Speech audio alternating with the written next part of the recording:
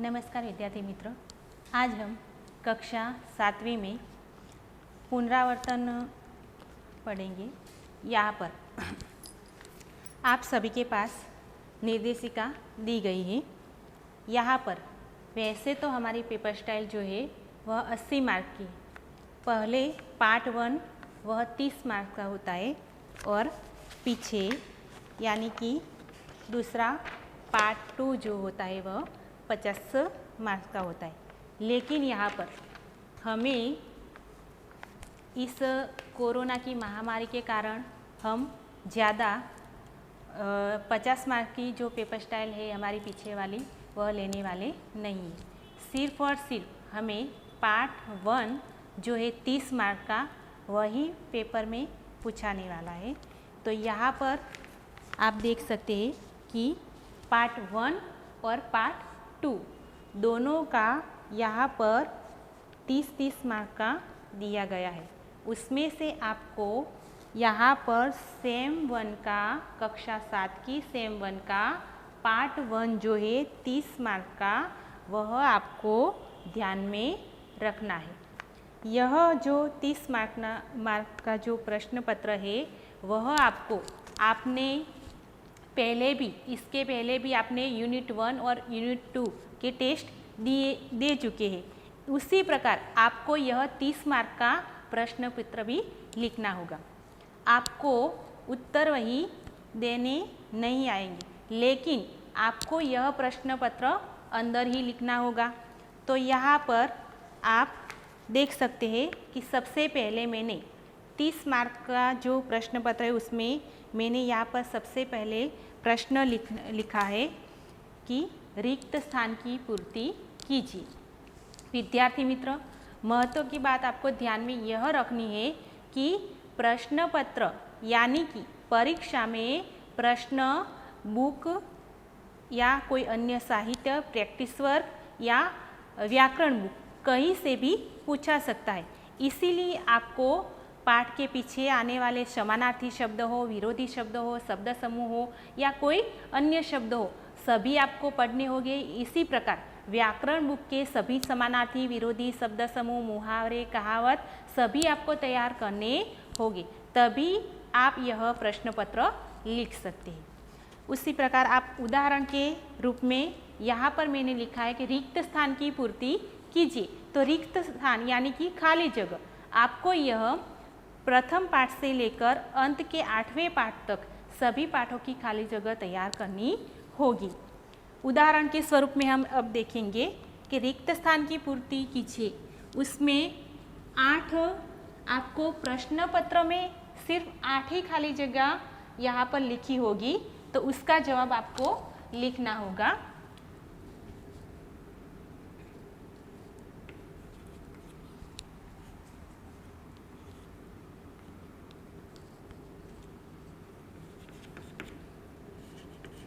हे जग के खाली जगह प्रभो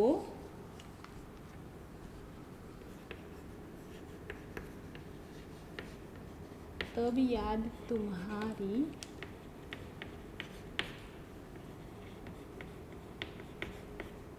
आती है। मैंने यहाँ पर खाली जगह लिखी है कि हे जग के खाली जगह प्रभो तब याद तुम्हारी आती है। तो आपने कक्षा 7 में प्रथम कविता जो थी तब याद तुम्हारी आती है वह काव्य आप पढ़ चुके हैं। तो यहाँ पर जग के लोगों को किसकी याद आती है? सृजनहार यानी कि सृष्टि की रचना करने वाला। तो यहाँ पर हम खाली जगह में जवाब लिखेंगे सृजनहार।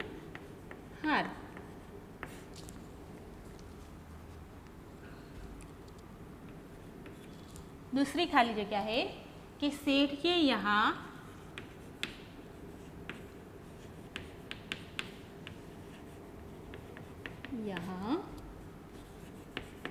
चोरों ने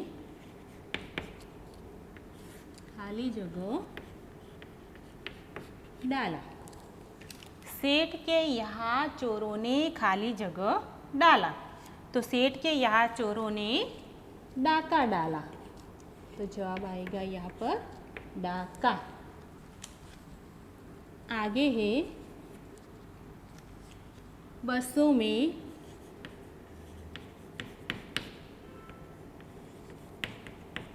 खाली जगह करना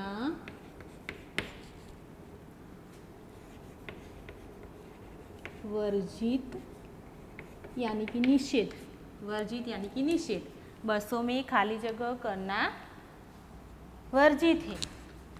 तो आपने भी कई सारे वर्ड पढ़े होंगे, तो यहाँ पर उसका जवाब आएगा कि धूम्रपान। बसों में क्या करना वर्जित है? धूम्रपान। आगे की जो खाली जगह है, हिंद देश के खाली जगह सभी जन एक है। हिंद देश के खाली जगह सभी जन एक है। तो हिंद देश के खाली जगह में आएगा निवासी। हिंद देश के निवासी सभी जन एक है। इसी प्रकार आपको 1 से 8 तक की खाली जगह यहाँ पर पूर्ण करनी है। अब आगे का जो पॉइंट है,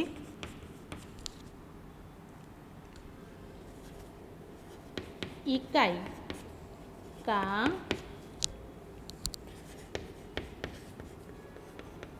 साहित्य प्रकार लिखिए। यह प्रश्न पत्र के अनुसार आपको 2 पूछाएंगे, लेकिन आपको पाठ 1 से लेकर 8 तक के सभी पाठों के नाम याद रखने हैं और उसका साहित्य प्रकार, इकाई यानी कि पाठ, सभी इकाई यानी कि पाठों का साहित्य प्रकार, जैसे कि हिंद देश के निवासी हो तो कविता, उसका साहित्य प्रकार होगा कविता। उसी प्रकार यहाँ पर मैं यहाँ पर उदाहरण लिखती हूँ कि हिंद देश के निवासी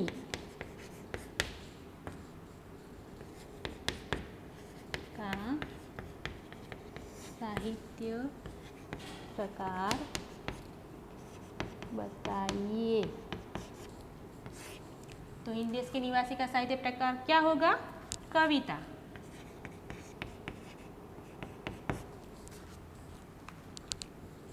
उसी प्रकार दूसरा उदाहरण,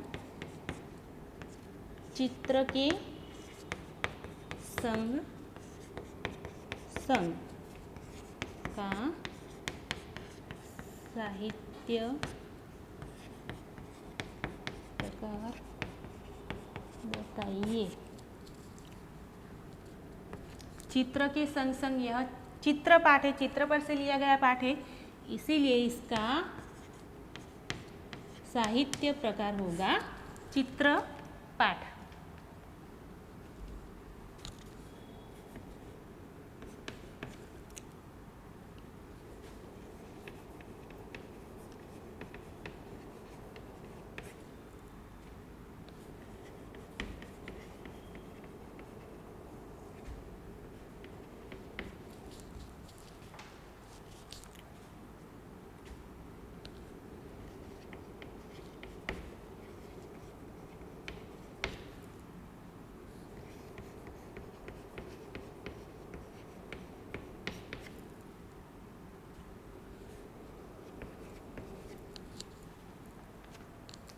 आगे का जो पॉइंट है, शब्द समूह के लिए एक शब्द।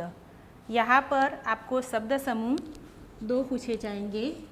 उदाहरण के स्वरूप में हम देखें कि कोयल की आवाज़। यहाँ पर आपको खाली जगह दी गई होगी कि कोयल की आवाज़, तो कोयल की आवाज़ को हम क्या कहेंगे? कुक। तो आपको यहाँ पर जवाब लिखना है कि कुक। आगे, वह लोग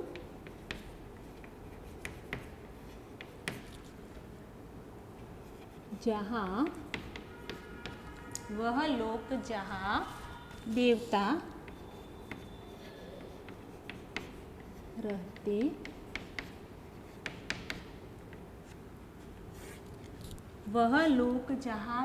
रहते हैं, तो उसे हम शब्द समूह के एक शब्द, अगर शब्द समूह के लिए एक शब्द लिखना हो तो उसे हम क्या कहेंगे?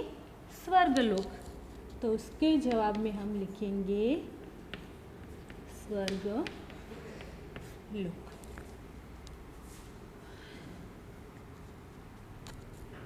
पेपर स्टाइल के अनुसार आगे का जो पॉइंट है वह है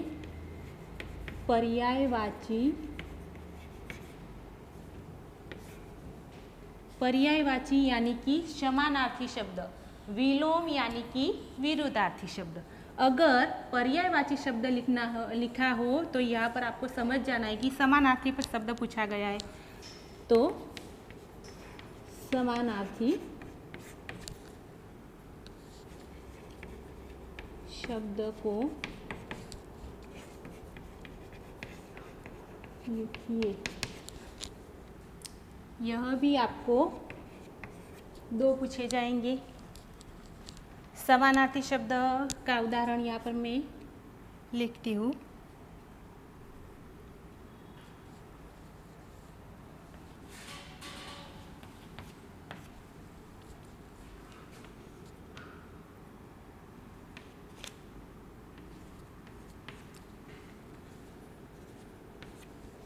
समानार्थी शब्द यहाँ पर मैंने लिखा है कि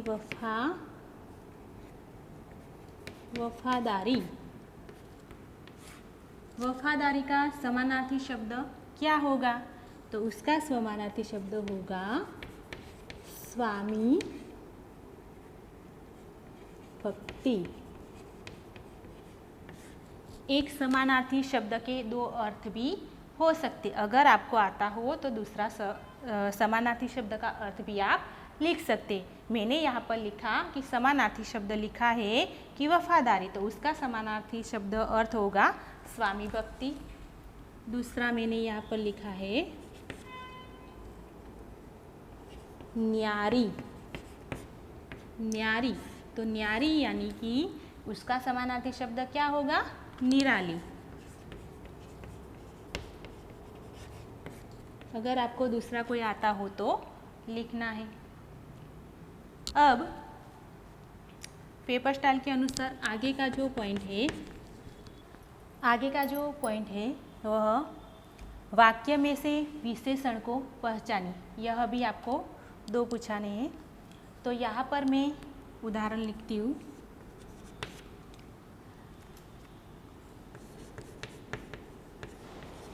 माँ ने 3 सवाल पूछे। यहाँ पर मैंने उदाहरण लिखा है कि माँ ने 3 सवाल पूछे। तो यहाँ पर आपको विशेषण कौन सा है यह आपको बताना है। तो यहाँ पर विशेषण आएगा 3। अगर विशेषण के प्रकार पूछे तो 3 यह कौन सा विशेषण आएगा? संख्यावाचक विशेषण। तो आप लिख सकते हैं यहाँ पर कि संख्यावाचक विशेषण 3 है, इसीलिए संख्यावाचक विशेषण। और संख्यावाचक विशेषण में भी निश्चित संख्यावाचक विशेषण आएगा। आगे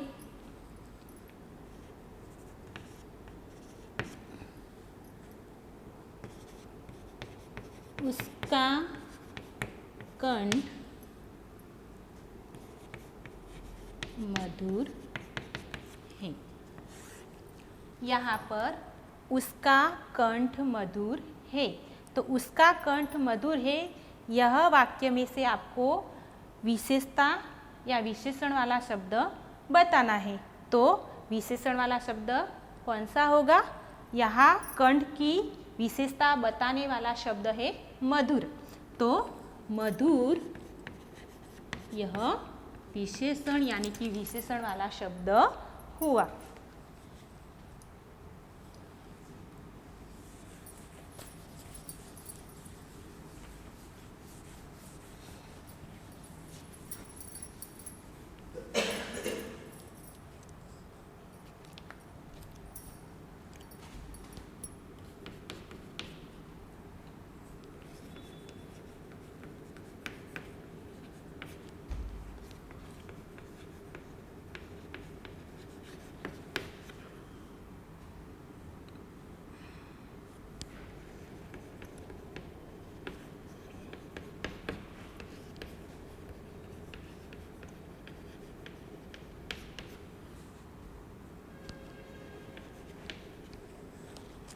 यहाँ पर विलोम शब्द, विलोम यानी कि विरुद्धार्थी शब्द लिखने, वो भी आपको 2 लिखने हैं।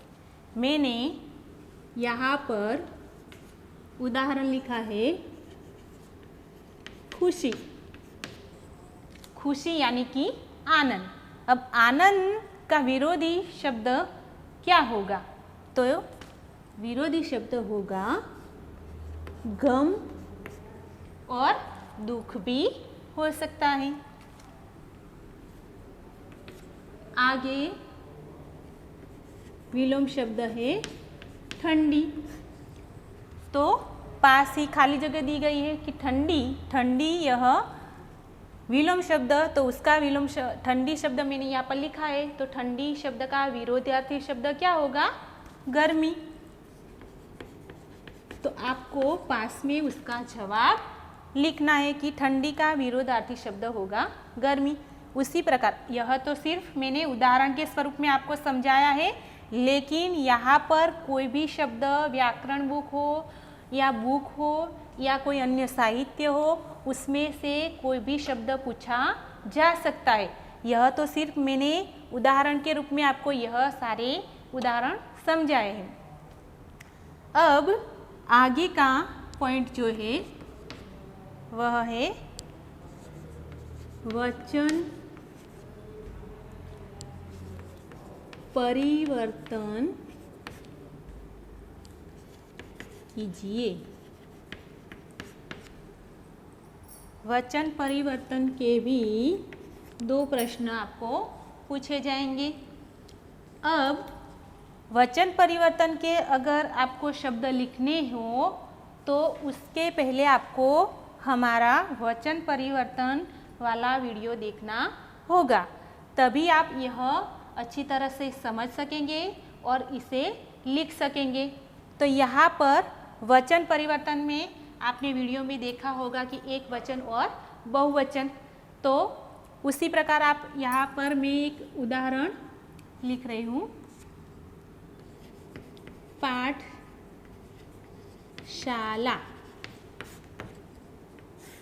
मैंने यहाँ पर एक उदाहरण लिखा कि पाठशाला। तो पाठशाला मैंने एक ही पाठशाला की बात की गई है, इसीलिए मैंने यहाँ पर पाठशाला लिखी। लेकिन इसका वचन परिवर्तन करना हो तो होगा पाठशाला ए, उसका वचन परिवर्तन होगा पाठशाला है। यह एक वचन और बहुवचन। आगे का उदाहरण है लड़का। यह एक वचन हुआ, लेकिन अगर बहुवचन में इसे लिखना है तो होगा लड़के। तो यहाँ पर वचन परिवर्तन हुआ पाठशाला का पाठशालाएं, लड़का का लड़के। अब आगे का जो पॉइंट है वह है वाक्य में से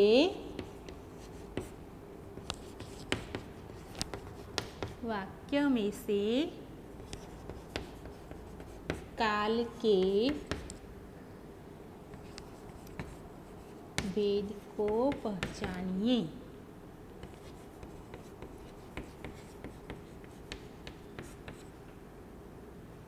यह भी आपको 2 पूछे जाएंगे। वाक्य में से काल के भेद को पहचानिए। भेद यानी कि प्रकार।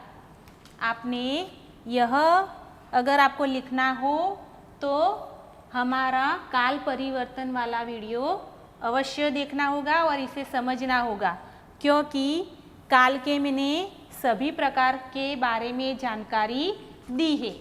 काल के वर्तमान काल, भविष्य काल और भूतकाल, और तीनों प्रकार के अन्य पेटा प्रकार जो थे, पूर्ण वर्तमान काल, सामान्य वर्तमान काल और अपूर्ण वर्तमान काल, सभी के पेटा प्रकार के बारे में भी मैंने जानकारी दी है। तो यहाँ पर मैं एक उदाहरण लिखती हूँ।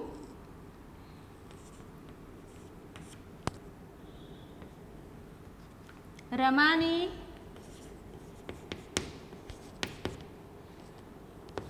पत्र लिखा है। तो पास ही यहाँ पर खाली जगह दी है कि रमा ने पत्र लिखा है। तो अगर आपने काल परिवर्तन वाला वीडियो देखा होगा तो आपको समझ में आया होगा कि मैंने पूरी तरह से समझाया था कि रमा ने पत्र लिखा है। तो यहाँ पर लिखने की जो क्रिया है वह अभी चालू है, तो इसीलिए यह काल परिवर्तन का कौन सा प्रकार आएगा? वर्तमान काल। तो उसका जवाब होगा वर्तमान काल।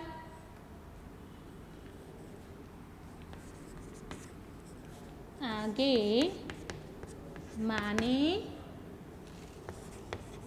खाना बनाया है। यहाँ पर माँ ने खाना बनाया है। माँ ने खाना बनाया है, यह वर्तमान काल में क्रिया तो हुई है, लेकिन यहाँ पर माँ की जो खाना बनाने की जो क्रिया थी वह समाप्त हो गई है। तो यहाँ पर वर्तमान काल में तो सही, लेकिन खाना बनाने की जो क्रिया थी वह पूर्ण हो गई है, इसीलिए यह पूर्ण वर्तमान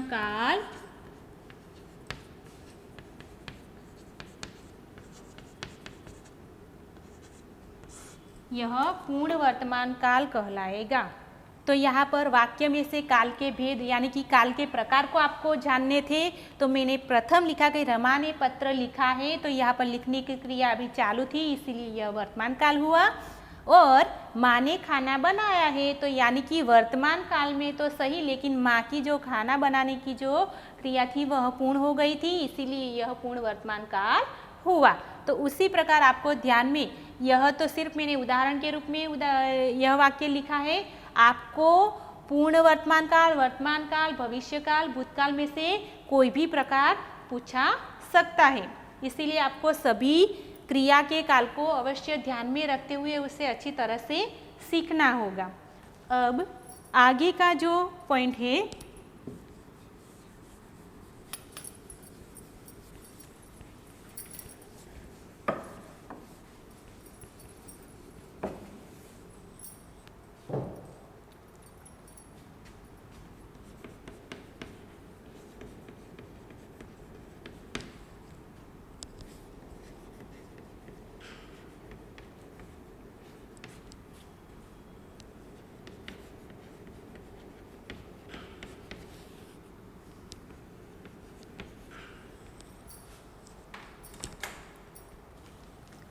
आगे का पॉइंट है लिंग परिवर्तन कीजिए।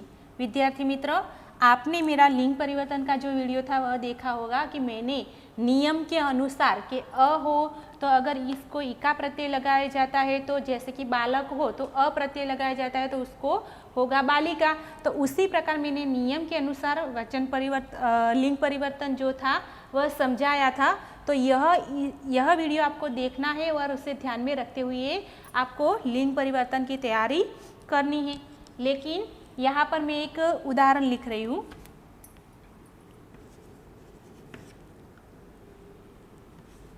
मैंने यहाँ पर लिखा हिरण।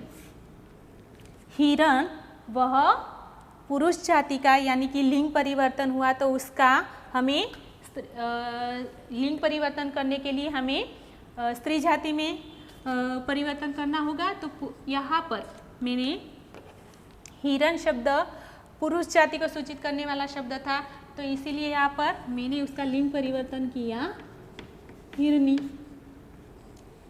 आगे का जो शब्द है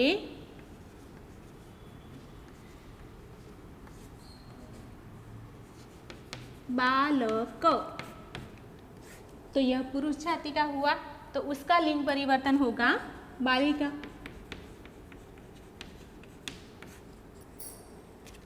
तो इस प्रकार लिंग परिवर्तन हम कर सकते हैं। अब हमारा आगे का जो पॉइंट था कि वाक्य में से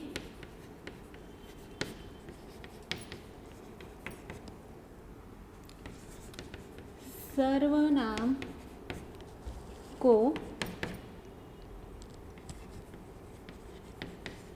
पहचानिए।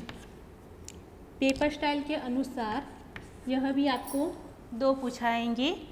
सर्वनाम, अगर वाक्य में से सर्वनाम को पहचानना है तो आपको हमारा सर्वनाम वाला वीडियो जो है वह अच्छी तरह से देखकर उसे समझना होगा, तभी आप यह लिख सकते हैं। मैं यहाँ पर आपको उदाहरण लिख के बताती हूँ। यहाँ पर आप देख सकते हैं कि मैंने उदाहरण लिखा कि दरवाजे पर कोई खड़ा है। मैंने उदाहरण लिखा कि दरवाजे पर कोई खड़ा है। अब यह उदाहरण में आपको सर्वनाम कौन सा दिखाई देता है, यह जानने के लिए तो आपको सर्वनाम के प्रकार जानने पड़ेंगे। सबसे पहले तो सर्वनाम के जो प्रकार है, यानी कि निश्चयवाचक सर्वनाम है, अनिश्चयवाचक सर्वनाम है, पुरुषवाचक सर्वनाम है, अन्य पुरुष सर्वनाम, यानी कि सभी प्रकार जानेंगे तभी आपको यह ध्यान में आएगा। तो यहाँ पर मैंने लिखा है कि दरवाजे पर कोई खड़ा है, तो कोई शब्द का इस्तेमाल यहाँ पर हुआ है, यानी कि सर्वनाम हुआ कोई। लेकिन कौन सा आएगा अगर प्रकार लिखने की बात की गई हो तो कोई, यानी कि अनिश्चयवाचक सर्वनाम होगा, अनिश्चयवाचक सर्वनाम होगा। अब दूसरा जो वाक्य है, तुमने उसे क्या दिया, तुमने उसे क्या दिया। मैंने यहाँ पर वाक्य लिखा है कि तुमने उसे क्या दिया, तो मैंने पीछे प्रश्न चिन्ह किया गया है। तो आपको ध्यान में रखना है कि सर्वनाम का सबसे पहले तो प्रकार उसमें कौन सा आएगा, सर्वनाम वाला शब्द कौन सा होगा। तो यहाँ पर सर्वनाम वाला शब्द होगा क्या। अगर प्रकार की बात की जाए तो मैंने पीछे प्रश्न चिन्ह किया है, तो यहाँ पर प्रश्नवाचक सर्वनाम होगा। दरवाजे पर कोई खड़ा है तो वहाँ पर अनिश्चयवाचक सर्वनाम, तुमने उसे क्या दिया, तो यह प्रश्नवाचक सर्वनाम हुआ। अब हमारा आगे का जो पॉइंट है वह वाक्य में से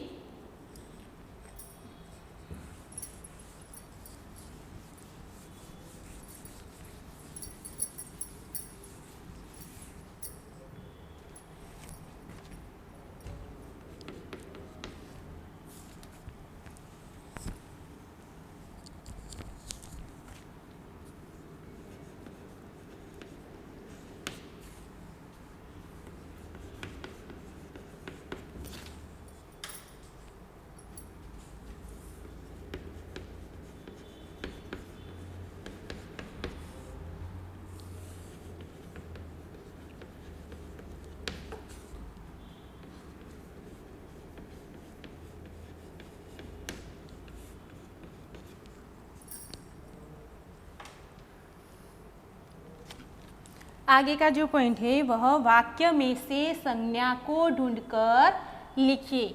विद्यार्थी मित्र, आपने हमारी संज्ञा का जो वीडियो था वह देखा होगा कि संज्ञा के मैंने सभी प्रकार बताए कि संज्ञा पहले तो किसे कहते हैं। संज्ञा के जो सभी प्रकार थे, यह व्यक्तिवाचक, समूहवाचक, द्रव्यवाचक, सभी प्रकार में से आप यह लिख सकते।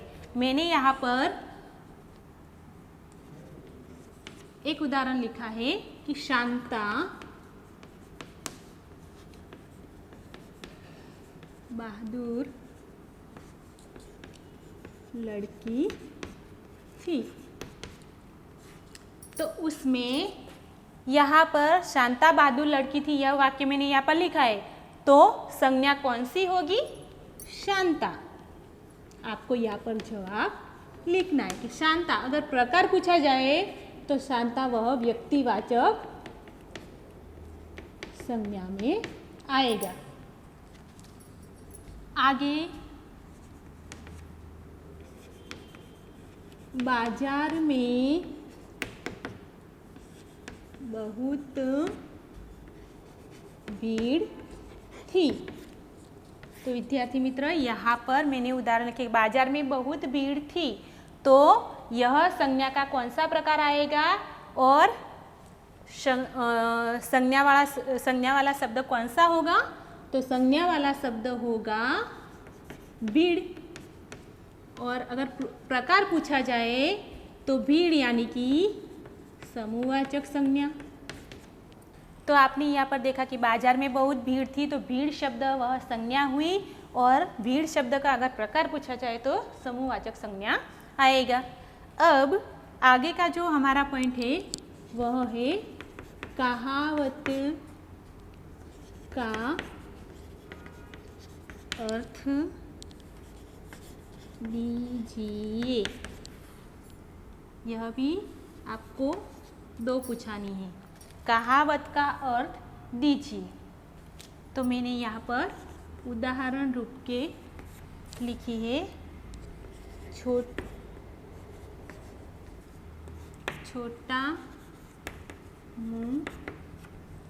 छोटा मुंह बड़ी बात।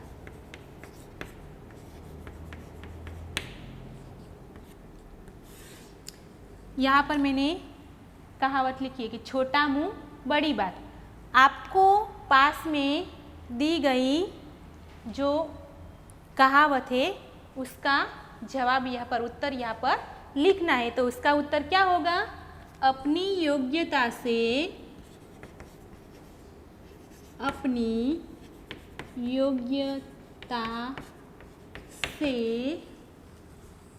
बढ़कर बात करना। इस कहावत का जवाब उत्तर यही होगा कि छोटा मुंह बड़ी बात, यानी कि अपनी योग्यता से बढ़कर बात करना। तो आपको भी ऐसी कहावत दूसरी पूछी जा सकती है। आगे की जो कहावत है, दोनों हाथों में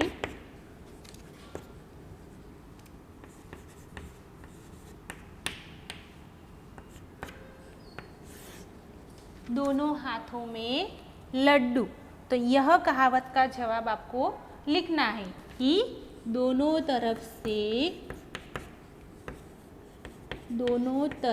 से लाभ होना। छोटा मुंह बड़ी बात यानी कि अपनी योग्यता से बढ़कर बात करना। दोनों हाथों में लड्डू यानी कि दोनों तरफ से लाभ होना। तो यहाँ पर विद्यार्थी मित्र आपने देखा कि अंत में प्रश्न 30, आपने 30 प्रकार के प्रश्न आपने देखे। तो प्रथम रिक्त स्थान की पूर्ति से लेकर यहाँ पर कहावत का अर्थ दीजिए, पार्ट 1 के 30 मार्क की जो पेपर स्टाइल थी वह आपने समझी। तो उसी प्रकार आपको अब तैयार भी करना होगा। सभी व्याकरण के जो सभी पॉइंट जो थे, व्याकरण के जो सभी पॉइंट है, सर्वनाम, विशेषण, विराम चिन्ह, सभी पॉइंट आपको तैयार करने होंगे, तभी आप 30 मार्क की यह पेपर स्टाइल लिख सके। 30 मार्क का जो प्रश्न पत्र है वह आप लिख सकेंगे। तो आपको पूरी तरह से तैयार करना होगा।